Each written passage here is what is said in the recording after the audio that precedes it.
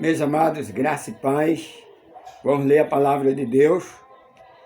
Eu convido você neste dia, nesta manhã, para junto nós lermos a palavra de Deus, que encontra-se no Evangelho no livro de Romanos, no capítulo de número 1, no versículo 16, que diz assim a palavra de Deus: Pois não me envergonho do Evangelho, porque é o poder de Deus e salvação para todo aquele que crê, primeiro dos judeus, também do grego, visto que com a justiça de Deus se revela o Evangelho de fé em fé, como está escrito, o justo viverá pela fé. Meus amados, meus queridos, o Evangelho é o poder de Deus. O Evangelho foi anunciado há muitos e muitos anos. E esse Evangelho, a palavra Evangelho, significa as boas novas. Lá no Evangelho de Lucas, no capítulo 2, a palavra de Deus nos registra ou nos mostra, está registrado e nos mostra que o Evangelho teria que ser anunciado. A Bíblia diz que Jesus nasceu em Belém, Jesus estava com seus pais em uma manjedoura. Aliás, José e Maria estavam ali na manjedoura e ali nasce Jesus, o Salvador do mundo. Quando Jesus nasceu, houve grande alegria, porque nasceu um menino. O profeta Jeremias e o profeta Isaías, eles profetizaram 730 anos, dizendo: eis que uma virgem conceberá e dará à luz a um filho, e o seu nome será chamado Emanuel, que traduzido Deus conosco. E esse Deus, esse Jesus, ele vai transformar o pecador em uma nova criatura. Quando Jesus nasce, os anjos estavam ali, uma milícia de anjos. Alguém tem até o direito, e eu respeito o direito, mas que não é verdade, que quando Jesus nasceu ali, quando Jesus estava na manjedoura que Jesus nasce, ali tinha cavalo, tinha vaca, tinha boi, tinha carneiro. É mentira. Quem prega desta maneira, quem fala estas palavras, está mentindo. E mentiroso é filho do diabo. Então, a Bíblia diz que quando Jesus nasce, ali está, no nascimento de Jesus, está a milícia. Milícias e milícia. Milhões e milhões de anjos estavam ali ao redor de Jesus. E não vaca, não boi, nem cavalo, nem carneiro, não, nem tampouco ovelha. É a milícia, os anjos, o exército celestial, angelical, estava ali presente. Os pastores estavam ausentes. Os pastores estavam no campo, cuidando das ovelhas. E a Bíblia diz que o anjo foi aos pastores, que todos em Belém estavam sabendo, menos os pastores, porque eles estavam no campo.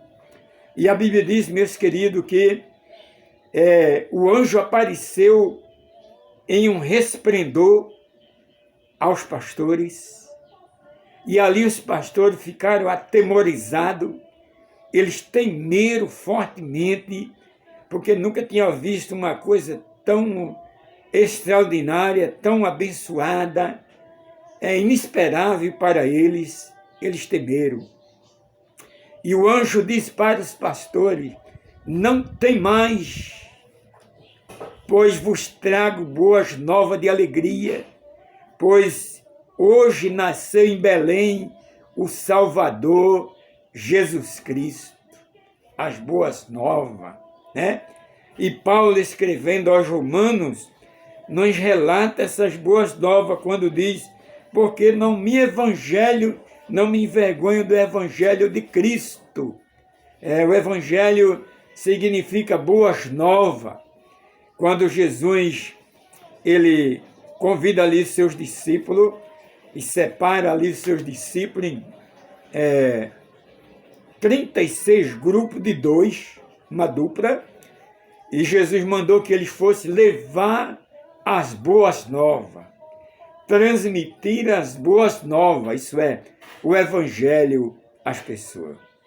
No Evangelho de Mateus, no capítulo 28, sempre nós estamos usando esse referencial, Jesus vai dizer assim: ide por todo mundo, pregai o Evangelho, isso é, ide por todo mundo, levar as boas novas.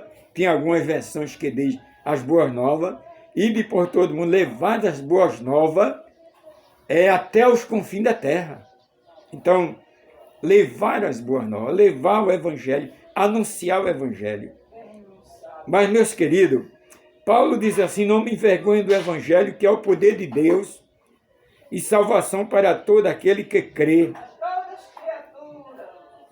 Entendeu? Então, a palavra de Deus nos relata que aquele Evangelho genuíno, aquelas boas novas que o anjo anunciou lá aos pastores, aquelas boas novas hoje, ela está deturpada, ela está assim completamente misturada. Ela não é mais aquele Evangelho genuíno. Ele existe muito pouco. Ele está assim completamente diferente daquilo em que era pregado, daquilo que era anunciado, das boas novas que os anjos anunciou. O Evangelho está sucateado, está entendendo? Porque tem Evangelho para todo gosto. Camarada sai na rua com a multidão e está dizendo que está pregando o Evangelho. Mas esse Evangelho não serve para mim. Não serve para mim. Porque é o Evangelho que não transforma. Mas o Evangelho que o anjo, as boas novas que o anjo anunciou aos pastores, esse Evangelho transforma. E nós temos base bíblica para o que nós estamos falando lá no Evangelho de João. Nós podemos provar que o Evangelho é as boas novas. O Evangelho é o poder de Deus. No livro de João, aliás, no capítulo 7, no versículo 38, Jesus diz assim: se alguém tem sede, venha a mim e beba. O homem tem sede do Evangelho. O homem tem sede de salvação. No verso 38, ele diz assim: quem crê em mim, como diz a Escritura, do seu ventre fluirão água viva. O homem, o ser humano, ele tem sede de salvação. Quer ver uma das provas? Jesus, quando ele saía de Cesareia, veio um jovem ao encontro de Jesus, e aquele jovem prostou-se diante de Jesus e questionou a Jesus, dizendo: bom mestre, que devo eu fazer para me salvar? Veja que aquele jovem, ele era um jovem religioso, Marcos capítulo 10. Aquele jovem era um jovem religioso e ele tinha sede de salvação. Ele tinha sede de alcançar ou ser alcançado pelas boas novas, mas os seus bens materiais, a sua religiosidade não permitia que ele abraçasse essas boas novas. Aí Jesus disse, aí Paulo diz: não me envergonho do Evangelho de Cristo, que é o poder de Deus e salvação para todo aquele que crê. O Evangelho que transforma. Tem gente brincando com o Evangelho, mas é o Evangelho quem transforma o homem. Não há outra maneira do homem ser transformado a não ser pelo Evangelho. Não adianta amuleto, não adianta coisa parecida com o Evangelho. O Evangelho é o poder de Deus. E esse Evangelho transforma. Que vem o exemplo, a mulher samaritana, uma mulher de uma vida fácil, mas quando ela teve o encontro com Jesus, ela teve seus pecados perdoados, ela confessou a Cristo dizendo, agora eu sei que tu és o Cristo, Filho de Deus vivo. E a Bíblia diz que aquela mulher ali, de imediato, ela deixou ali seu cântaro, saiu na cidade dizendo, olha pessoal, eu encontrei o homem, e o homem contou toda a minha vida, todo o segredo da minha vida, que nem eu sabia, e ele falou todas essas coisas.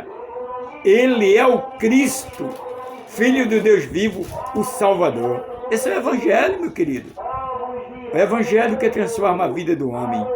Que Ele te abençoe, que Ele te dê a paz, que Ele esteja no controle da tua vida, que você possa abrir o seu coração para que Jesus possa entrar na sua vida, para que você tenha uma vida transformada, você passando agora a ser uma nova criatura em Cristo Jesus. Mas para que isso aconteça, é necessário que você perdoe, peça perdão dos seus pecados a Jesus. Se ajoelhe diante de Cristo. Não se ajoelhe diante do homem, não.